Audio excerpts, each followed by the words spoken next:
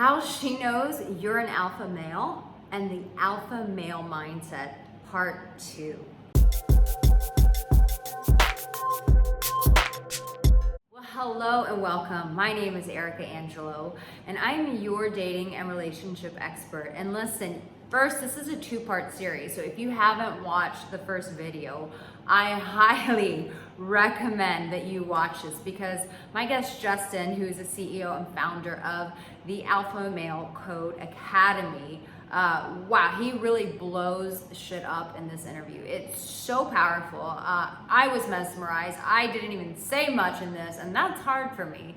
So guys, you want to stay tuned. You want to watch this thing to the very end because the things that this man says could potentially save your life. So without further ado, we're going to jump right back into this interview. Please enjoy and take heart. Yeah, I always say that shame is like, it's this thing that just lurks in the dark. And the minute that you expose it, you just put a flashlight on it. One, it's Yep. going to continue to grow. I believe that shame grows. It's like cancer. It will, Totally. if it's Yes. not addressed, it will continue and it'll infiltrate every area of your life, your finances, your diet, every area of your life, it will infiltrate.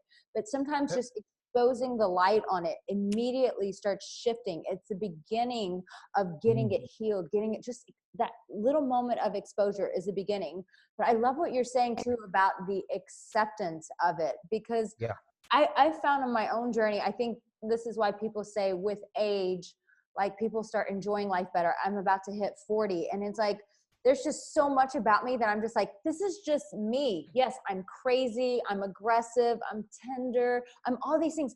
And this is just me. And that makes my life more enjoyable. But I think there's so much conditioning around not accepting ourselves. I mean, we get told as soon as we get into school what we're doing wrong and how we need to conform. And this just becomes part of our DNA. It becomes part of our programming. But man, when you start self-accepting, it's like that's when life becomes colorful. It's like Yep. I can breathe. I get to determine my own life. And I think that's the beauty also of what you're saying is like, yes, confront the shame, but then accept. Can you talk about that self-acceptance? Yeah, absolutely. Okay. So self-acceptance is it's a simple one, but it's a very abstract piece. A lot of guys find it very difficult because underneath all of this stuff is poor self-worth, right? The inability to feel worthy and deserving of receiving what we need and want. And so when we've been groomed, whether it's been groomed by, our primary caregivers, like this stuff happens through early formation, like very early years of emotional development. So like in that imprint period, between the ages of 0 to 7, and so what we're exposed to as an infant, it's like everything we pick up on these subtle nuances, feelings, emotions. We're developing our first relationship of love is with mother when we're in the womb. So if our mother's disconnected, right, she doesn't have the emotional bandwidth or capacity to be able to give us the love and nurturing and adoration and connection and the things that we need growing up, then we start to manipulate the terms of the agreement and we start to act and behave in ways which would be what our parents need us to be so we can get those vital needs met. And so what happens is, and we're obviously doing this at an unconscious level, but every small child wants to feel loved. Every small child wants to feel like they're special, right? So if we've got, like, some guys grow up with one, like a single parent, might just be mum. If he just grows up with being parented by a mum, he never actually gets a mother or a father because she has to take on the masculine role model. She has to do all the work, and she can't emotionally bond with that child. It's always about that emotional bonding and connection. Yeah. And so if he's been trained from a young age and he's developed a belief system that he's not enough because his mother can't give him meet his vital needs for emotional supply, then he develops this understanding. It's like, I mustn't be enough. There must be something wrong with me, right? And that's shame. And that's his first experience of shame. There must be something fundamentally fucked up with me that my mum can't love me the way that I need to. And so maybe, and it's like, well, this is generational shit, like this isn't just started now. It's like, this just gets passed down, this programming and model, this parental model, it just gets passed down and down and down. This is hundreds of years old, potentially, right? Yes. So then we pass it on. If we don't interrupt the pattern, then we just pass it on to our kids, and then they just grow up and they they start modeling our behaviors, and they develop the belief system that I'm not enough, and they just, it's like when we've got that identity, then we have to validate. It's like one of the biggest challenges for us is that this deep desire, and not even desire, but like it's a fundamental need to be accepted in, like identify with something or someone, right? Yeah. So we need to have this identity, even if it's a dysfunctional one. We still need to identify as something. Like the ego needs to attach to something, right? So then that's what forms all our behaviors and beliefs and values and everything. So if I believe that I'm not enough, I need to act and behave in ways unconsciously to validate my belief system, and then that becomes a self-fulfilling prophecy, right? So I'll pair with people who I know won't work out with, that will leave me unconsciously, who are emotionally disconnected, where love was the exact same experience that I've had growing up, with the same love that I experienced from a mother, which is disconnected, fleeting, transient, never, not trustworthy. And I'll just energetically, I'll pair up with someone who matches the equivalent of what I've experienced, because that's love, and love's fucking painful, right? So if love is what we really need and want, and it's the very thing that we yearn for, but it's the very thing that we believe that we're not deserving of, we will reject people who have the ability to meet our vital needs, because unconsciously it's like it's a complete mismatch to childhood programming. And we'll pair with someone that validates our belief system that we're not enough, and that's shame. I'm not enough, and I need to validate my beliefs that I'm not enough, and therefore I'm going to pick someone that I know ultimately it won't work out with. So then we've got to clear it all out. And first of all, it becomes conscious awareness. And, a lot of the people in conscious communities that don't even understand the understanding of what that actually means. It's like, well, why would we choose to be conscious? Because if we're living unconsciously, then we're living from a reflexive response. We're just getting tossed around by feelings and emotions. We're using drugs, alcohol, all these distractions, busybodies, for example. I work with fucking multi-millionaires, and have got all the toys, fast cars, they've got everything. And most guys will go, you've got it made. You've got women hanging off you, but it's like they're paying for superficial love. It's like they're actually paying 100%. for someone to stick around. There's 100%. no value. It's like, that's the currency of love. I'll just buy your love and you'll stick around. But they've got everything, but they go home to an empty home or an empty heart, right? So it doesn't matter how we will always construct our life in a way to try and convince us that we are enough. But ultimately, when we've got this deeply embedded belief system that we're not enough, it becomes that thing of like, see, I fucking told you that I'm not enough. So first of all, we've got to have conscious awareness of, you know what? Right now, at this particular point, I don't feel like I'm enough. I'm going to language that right now. Guys have got to get to that point where they just say, fucking ego aside, I want to tidy up the past, right?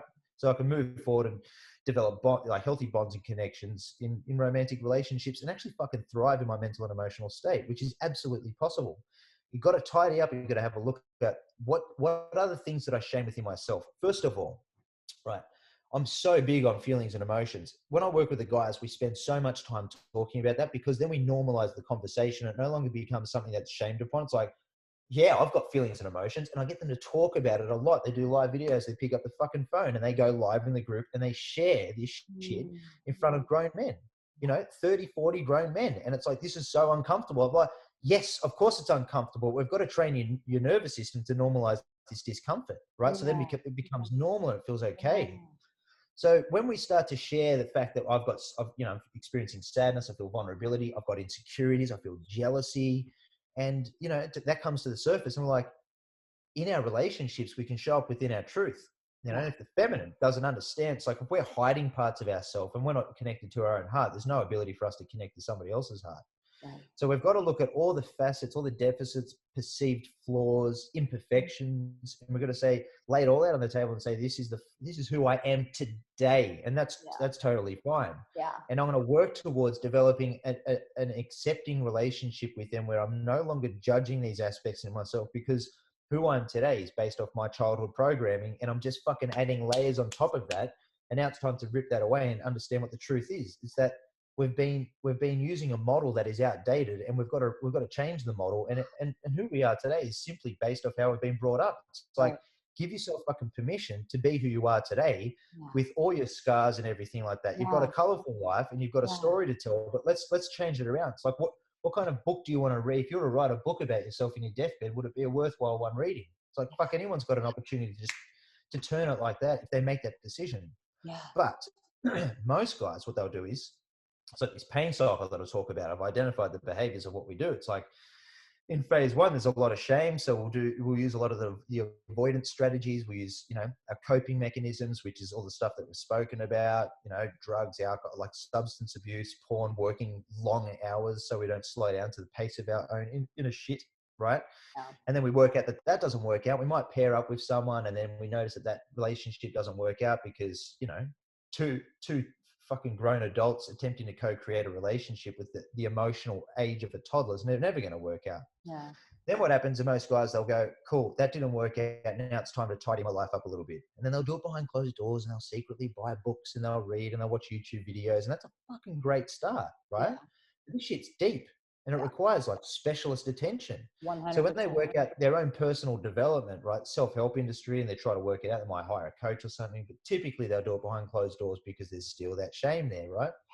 Then they get to that insurmountable pain. And it usually means that, first of all, most guys will end up in a gym to try and tidy out their diet and look good because they think that'll get the girl. And it might get the girl, but she's emotionally underdeveloped, so it's not going to work out in any case. Yeah. Then they'll go to a psychologist, some type of therapy, okay? Who teaches us to hyperanalyze our feelings and emotions unless they've truly done the work themselves. Because I've mentored psychologists, and they're just like, fuck. And they've said to me, I've sat in front of 15, one of them in particular, I've sat in front of 15 different psychologists as a clinical psychologist, and the work that we do, it's fucking helping people become humans. It's the first time I felt free,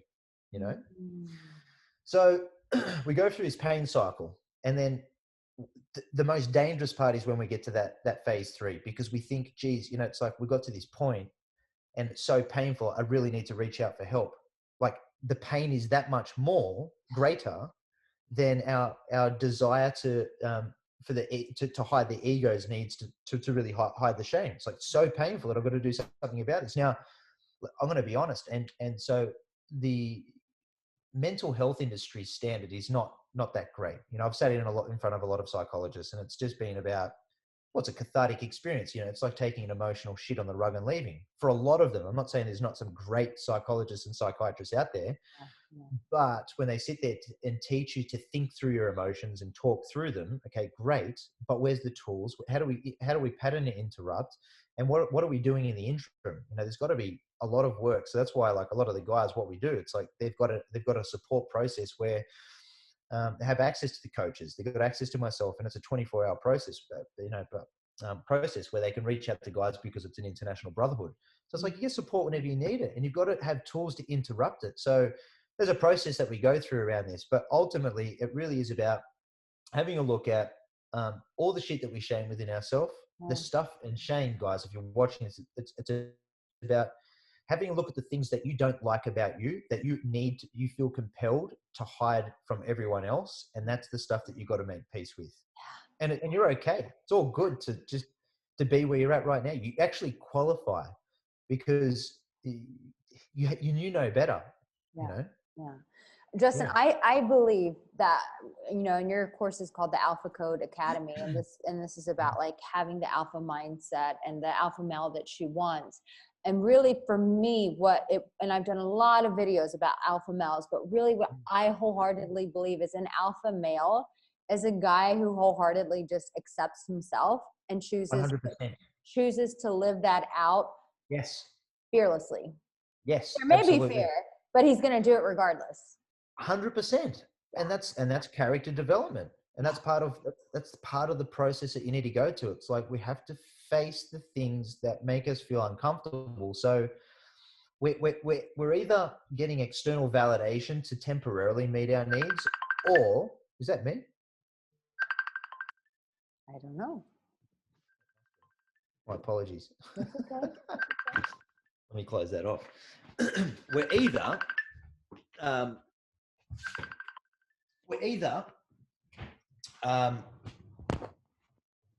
either attempting to gain external validation to temporarily fill that gaping hole inside us so we can feel good about ourselves, or feeling ourselves, right? So we're going to behave in certain ways, whether that's going to be, I'm going to search for external validation, or I'm going to search for external feedback. And if we're if we're consistently trying to get that external validation, then that becomes it's like that instant gratification that feels good versus I'm going to live my truth. First of all, we have to understand what our truth is. And then I'm going to behave in those ways, which temporarily might interrupt a lot of the, let's say, the agreements in any given relationship. If we take a people pleaser, for example, right?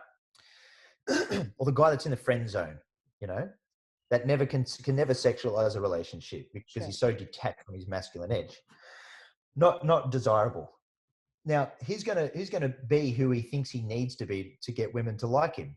Okay, so he's going to be really nice. You know, he's going to do all the nice things, and he becomes the emotional pillow. He sits and listens to all the story, and she's like, yeah, really nice guy, but I don't want to fuck him. Nope. You know, I'm not. It's not desirable. You know, Not really making good. the Like, panties wet.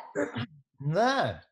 No. And he may be able to sexualize it because typically the women that go after this type of guy, they go after him. He doesn't go after them. So first of all, we've got to look at that strategy. Are the ones that are kind of they'll bounce between like the alpha male that's like super confident that they're sexually attracted to, but work out that he's so heart disconnected, so there's no actual connection. They're like, fuck this, I just want a connection. Then they go to the nice guy, the people pleaser guy that gives that emotional bonding connection, but too much of it, and he's completely divorced from his edge. And it's like, fuck, now I don't want to fuck this guy. Now I want to go back to the other guy. So they bounce between these two different archetypes, you know? So when we teach guys to, first of all, who they are, and that's based off their, like a values elicitation process, which takes me about 60 minutes, and that teaches you who you are, exactly who you are. And that's what the code is based off. It's like, this is your code. This is what you live by.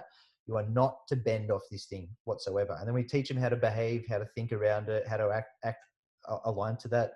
And when we start acting aligned to it, because we're the people pleaser, his job is to please everyone else. So he feels a sense of acceptance and approval because that feels good and that validates some level of self-worth. And he typically surrounds himself with those who can only take. So when he interrupts the pattern of that, he's going to be met with a lot of resistance because the agreements with his relationships are, I give to you and you take from me. And that's the agreement that we've got. So when he starts to learn healthy boundary conditions and he starts setting boundaries, they're like, hey, motherfucker, that's not how this thing goes down. You're supposed to give and do everything for me, but that's not happening anymore. So he's going to be met with a lot of resistance, and that's really uncomfortable. But then he's got the tools to use for the feelings and emotions, so he can actually deal with the discomfort and work through his emotions while he's setting these healthy boundaries. And then he also gets the support. So when he does this over a period of time, he learns to what happens is he starts to get feedback, and we teach them. It's like, this is what's going to happen, man. Just know that you're going to be met with resistance. Just understand that it's going to be uncomfortable. This is how it's going to go down. And they've got a very predictable pathway. So when they start acting aligned to their truth, they're initially met with discomfort, but then what happens is they start to gain respect and they start to get some small wins, you know, and it's like, fuck, this is feeling good, you know, and that starts to fill them up, that starts to strengthen them. And they have the uncomfortable conversation they've been putting off for 15 years. And they work out that wasn't so bad as well. And they're like, far out, maybe I am good at this shit. Maybe I can live my truth, you know, and then it starts to change the feedback loop. Yeah. And they start to strengthen themselves. And then naturally what happens is the universe says, all right, you think you got this thing, motherfucker? Here's your challenge. Have a big challenge. You got the tools to use now. Get past this one, okay? And it's always the unconscious mind. It's always the dysfunction that hasn't been dealt with from childhood. Yeah. Justin, can you just put your screen down a little bit so I can get your Absolutely. Yeah. Yeah. No, 100%. My man, you are doing God's work.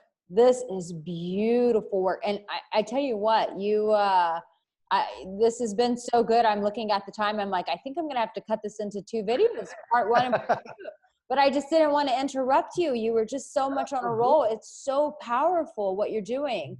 So men can apply to work with you if they go to your Instagram. We're going to include that in the link, the Alpha Code Academy. And there's an application process that they can begin this journey on with you. Yes. Yep. Absolutely. Yeah. So there'll be a link in the bio, and that'll take you through to multiple different links, and it'll just be to apply now. Now, I will say this, that morally and ethically, we don't accept everyone, and that's for the greater good of that individual, because it's like, I don't want to waste your time, don't want to waste your money. So if it's a good fit, we'll do the work with you. But I'm very well aware that, and people might just go, I don't understand. It's a business, and you're doing it, and it's like, yeah, fuck, of course it is a business, but we do ethical work. You know, I've got to be able to train these guys to look at themselves in the mirror with integrity, and I've got to do the same thing. So if I feel like it's not the right fit, you will hear about it loud and clear, but then we'll also look at something which is going to be the right fit. So Absolutely. have confidence in knowing that we just don't do business with everyone. I want to make sure that it is the right fit. If we get to the end of that